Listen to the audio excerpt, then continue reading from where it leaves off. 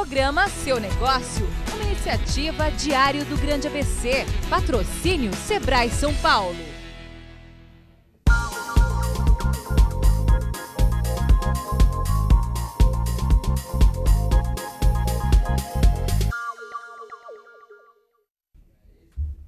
Olá, como vai? Programa Seu Negócio no ar. E nós estamos na primeira semana de dezembro. É bom para a gente entrar no planejamento já, entender como está a empresa. Aliás, como está a sua empresa? Como anda a sua vida empresarial? Para falar sobre isso, nós vamos conversar de parte de indicadores. Eu já comecei com uma frase que eu entendi aqui, que aquilo que não é medido não pode ser controlado. Vamos entender um pouquinho disso? Converso então com José Couto, ele que é consultor de produção do Sebrae. Muito obrigada pela presença. Olá, de nada, o prazer é meu. José, eu acho muito interessante os números, né? Mas os números precisam ser entendidos. Sim, o que são esses indicadores? O indicador, na verdade, eles são informações a respeito de um processo, informações a respeito de uma atividade.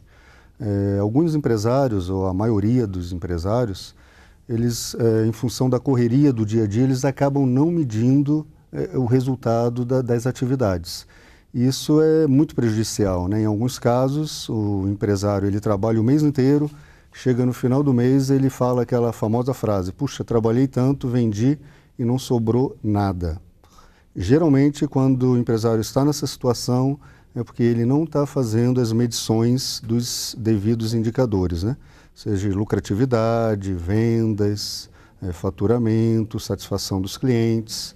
Então, é muito importante que ele faça, que ele acompanhe os indicadores. E esses indicadores, a indicação para eles também seria o quê? Mensal? Sim, em geral é mensalmente que o empresário faz a medição mensal, porém o acompanhamento, o que a gente recomenda é que ele faça o acompanhamento diário. Então, digamos que ele tenha lá um indicador de faturamento, de vendas. Então, ele estipulou lá um X valor de vendas no mês.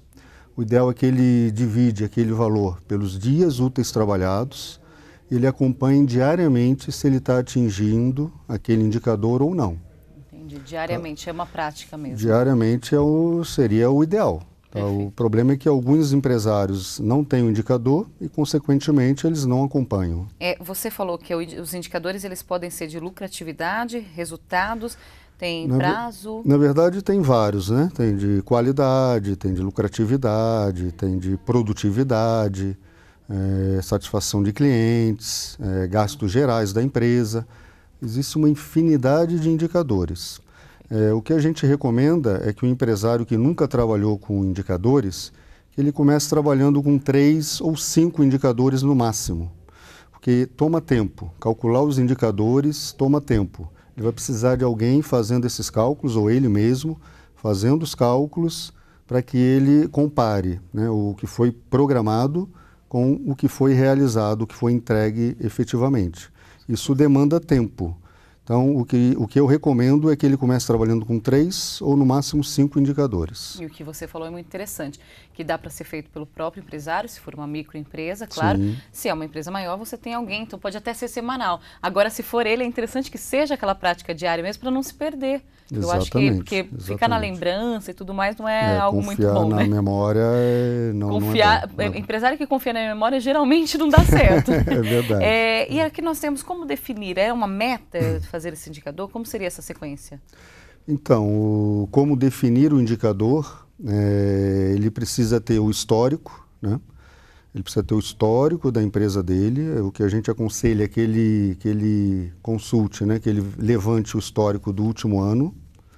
A partir do realizado do último ano, ele vai ter uma base para ele estipular o valor, o indicador e a meta. Então, vamos falar de, por exemplo, faturamento. Então, ele tem um faturamento lá, vou dar um exemplo, tá? Ele tem um faturamento de R$50 mil por mês, por exemplo. Não adianta ele estipular a partir do dia 1º de dezembro um faturamento de R$500 mil. Se o histórico dele é R$50 mil por mês, ele tem que se basear no histórico. Então, ele se baseando no histórico, ele vai colocar um desafio, a gente sugere que ele coloque ali um desafio de 10%, 20%, 30% no máximo para o próximo período, né? Então, ele deve estipular o indicador e a meta, respectiva meta, de acordo ou baseado no histórico. um histórico daquilo que ele já vem realizando. Correto. Exigências de mercado, eles entram nessa questão Sim, também? sem dúvida, sem dúvida. Se o meu cliente, né, se ele exige, por exemplo, digamos que eu tenha uma empresa de usinagem. Se o meu cliente exige, por exemplo, defeito próximo do zero, eu tenho que atender essa necessidade do cliente. Se a minha empresa tem um índice de refúgio, por exemplo, que é um outro indicador, né, em torno de 5%, e o meu cliente está exigindo ali próximo do zero, não tem como eu trabalhar com 5%. Então, eu tenho que estar antenado no mercado, o que o mercado exige, no meu histórico, na minha experiência como empresário. A experiência modelo, até eu te perguntei, né, nos bastidores a gente quer aprender bastante. É um benchmarking, é isso? Benchmarking, né? O que seria? O benchmarking é o empresário ele pegar uma empresa modelo, tá, né? Então, ele conhece uma empresa que é modelo naquele segmento e ele vai se espelhar naquela empresa. Então, ele vai procurar seguir, né, obter o desempenho que aquela empresa modelo está obtendo no mercado. Perfeito. Então, aquela empresa modelo, ela tem um refúgio zero, um índice de reclamação zero, ela tem uma margem, uma lucratividade acima do estipulado. Ela tem um nível de satisfação dos clientes acima da média. Então, ele deve se espelhar nessas empresas que já tem esse padrão elevado, uma excelência, né, de operação, e replicar aquele modelo de gestão, trazer para dentro da sua empresa e dessa maneira ele vai conseguir um resultado semelhante. Perfeito, se basear em bons exemplos mesmo, né? Você me disse que dá para a gente realizar a gestão dos indicadores em 3 passos. Quais seriam eles? Primeiro passo, ele precisa definir o indicador. Então, ele vai definir, por exemplo, um indicador fundamental para qualquer tipo de empresa, seja ela do ramo de comércio, indústria, serviço, é a lucratividade ou lucro líquido. Então, esse é um indicador fundamental que eu considero como obrigatório para qualquer empresa. Então, primeiro ele tem que definir o indicador. Então, ele definiu lucratividade, pontualidade de entrega, pode ser um outro, qualidade do produto, pode ser um terceiro indicador. Ele definiu esses 3 indicadores, próximo passo, define indicador e meta. Ele define os 3 indicadores e respectivas metas, ok? Esse é o primeiro passo. O segundo passo é ele fazer um acompanhamento periódico do resultado. Então, por exemplo, pontualidade de entrega. Ele estipulou esse indicador, ele colocou lá como meta 90% de pontualidade de entrega. Ou seja, para cada 10 pedidos, ele tem que entregar pelo menos 9 dentro do prazo. A partir do momento que ele estipulou o indicador, estipulou a meta, o segundo passo é ele fazer esse acompanhamento periodicamente, ou diariamente, ou semanalmente, ou quinzenalmente. Tá? Pelo menos quinzenalmente ele tem que acompanhar. Perfeito. E o terceiro passo é ele fazer um plano de ação corretivo. Sempre que ele não atingir a meta, ele tem que realizar um plano de ação. A meta que não for atingida tem que gerar um plano de ação, isso é muito importante.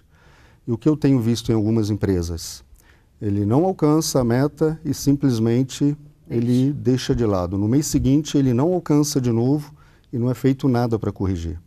Então é primordial, não alcançou a meta, faça um plano de ação. Estipule as ações corretivas e observe o resultado, o novo resultado. O novo resultado atingiu a meta? Ótimo. Parabéns, comemora com a equipe.